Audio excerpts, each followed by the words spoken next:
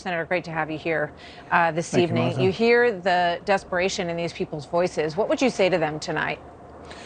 You know, without question, this virus has been devastating to so many families. You know, Kelly and I lost a good friend today, and we're grieving from them, and our prayers go out to their family.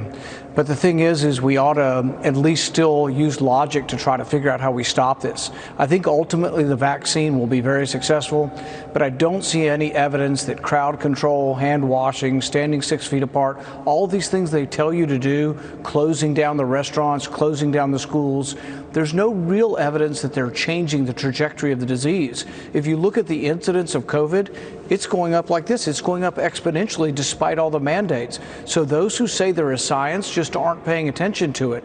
Look, this isn't a lack of compassion. I want people to get, the vaccine. I want them to be able to avoid this scourge. But at the same time, keeping all our kids home isn't changing the course of this disease. They've studied this in 4 different countrywide studies. They've studied the incidence of the disease. They've studied the transference of the disease. And they've found that closing schools doesn't work. Even the socialist de Blasio is now opening schools. So now we have our governor in our state closing schools right about the time that everybody else is finally accepting that closing schools isn't working. Yeah, I want to ask you a little bit more about that in a moment. But I do want to ask you about the stimulus. Because, that is obviously such a painful part of this as well, just the financial burden, as you heard from Angela Marsden and the others in that video. There's $455 billion of the already allocated stimulus that has gone unspent. I know you have concerns about that and also about some of where this money has gone. I think the most important thing is if you want to get people back to work, you can't pay them more not to work than they get for working. Right now, there's about 3.5 million jobs that would be filled immediately if you weren't paying people more not to work. So it's sort of this big heart, small brain syndrome. People say, I want to give people money, they're out of work. But if you give them more than they normally made by working, they'll continue. You institutionalize unemployment. So it's a big mistake to continue unemployment above the normal level.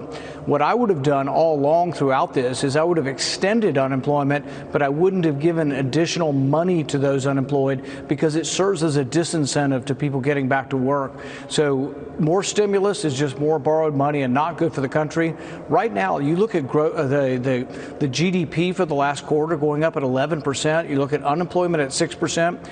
I saw a statistic today that said we had growth numbers in the job numbers, this last set of job numbers, private job numbers, that were better than 95 out of 96 months of President Obama's term. So we really should be looking at this in a rational way and not saying, oh, let's just print more money and borrow more money. We're getting out of this. And as soon as we get the vaccine, we're going to get out of this in a rapid fashion. And all I would say to government officials is let's get the vaccine out as soon as we can. Yeah, I mean, let's hope, because as you say, you lost someone. There are people all across this country who have lost people that they love. It's a serious disease. I keep going back in my mind to what you said in the beginning. You see that line that's going straight up, and you see across the country, everywhere I go, people wear masks more now than they ever did in the earlier stages of this. And, it just raises the big, curious question about how much we still don't know about this awful virus, Doctor and Senator. And I think one of the things that, the Supreme Court got right when they made the ruling right before Thanksgiving, they said even during a pandemic, the Constitution isn't to be put away and forgotten, the First Amendment. And the thing is it's not that I'm telling everyone to go to church. I think there are some people in our society where there are dangers to go and sit in church for 2 hours. If you're in your mid-80s and you're listening to this, right, I'm not recommending it. But I'm also telling you that the government shouldn't tell you can't go to church. And the government shouldn't tell you can't send your kids to a religious school. Doesn't mean it's always advisable. With schooling, I think it is. Opening the schools is advisable, and the government, Governor Beshear in my state, interfering with this is an interference of the First Amendment. I think the Supreme Court is going to strike him down very quickly, or they're going to send it back and say, hey, look, we already ruled on this just at Thanksgiving that you can't infringe the First Amendment. But there's good advice, and you can take advice and you can give advice, but once you mandate it, it doesn't become advice. It becomes a form of tyranny. So I think the government should not be in the form of mandating these things, because sometimes the science isn't clear, and sometimes they change their mind on the science month to month and week to week. Xavier Becerra, his selection as the head of Health and Human Services, what do you think about that, Senator? You know, I'm concerned about the reports that say that he's been a champion for late-term abortion and at the time of birth abortion, and that's outside the norm. Even pro-choice people a lot of times will say they believe in some restrictions, but to believe in sort of complete unlimited abortion till the time of birth or after, I think is something that's a very radical position, and I would hate to have him in charge of trying to dispense government monies towards that kind of policy. So we'll look long and hard, and I'll try to keep an open mind, but my first impression of what I'm hearing about him is that he may be way outside the mainstream of what anybody in Kentucky would think is right. You know, just back for a moment to the loss of learning in schools. Very interesting piece today in the Washington Post. A Lost Generation is the title. Surge of research reveals that students are sliding backward. The most vulnerable are the worst affected. You know, I think we're going to be feeling the pangs of this in our society for a very, very long time. All of these kids at home, in front of computers, if they're lucky enough to have one, it's devastating. What's this education gap? And there's always been an education gap out there based on poverty and lack of education among the parents. But now it's compounded because the kids had a chance. They had an escape. They got to go to a school.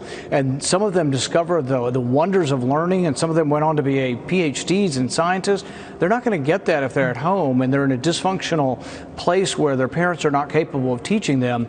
So really, this should be a strong message to teachers that we appreciate you and we think you do a good job. But instead, so many of the teachers unions have reacted and said, hey, no, not me. Yeah. But the evidence is teachers are not dying from this. Kids are not transmitting to them. Yeah, that's good and news. It isn't an increased danger. It's good news, and it should be embraced as such. We're in a second. I'm going to talk to the Surgeon General about the vaccines and other issues. But before I let you go, I want to ask you your thoughts. There was a debate last night between Senator Loeffler and Raphael Warnock, the Reverend in Georgia. Your thoughts on this very important race coming up? You know, I watched the entire debate and I came away thinking, my goodness, that Raphael Warnock must be a radical liberal. But that point aside, I think there was a distinction, and he really can't escape all of his past statements about either defunding the police or that, you know, you can't serve God in the military. And I think these are statements that do put him out of the mainstream. And I think, you know, I met my wife in Georgia. I worked as an ER doctor in Georgia. I know what Georgians are like. And I just don't know if they're going to want somebody so far out the mainstream, somebody who actually has used the Bible to justify abortion. I don't know what part of the Bible that he's reading, but a lot of that is really outside the mainstream of people who live in Georgia. Senator Paul, thank you. Always good to see you.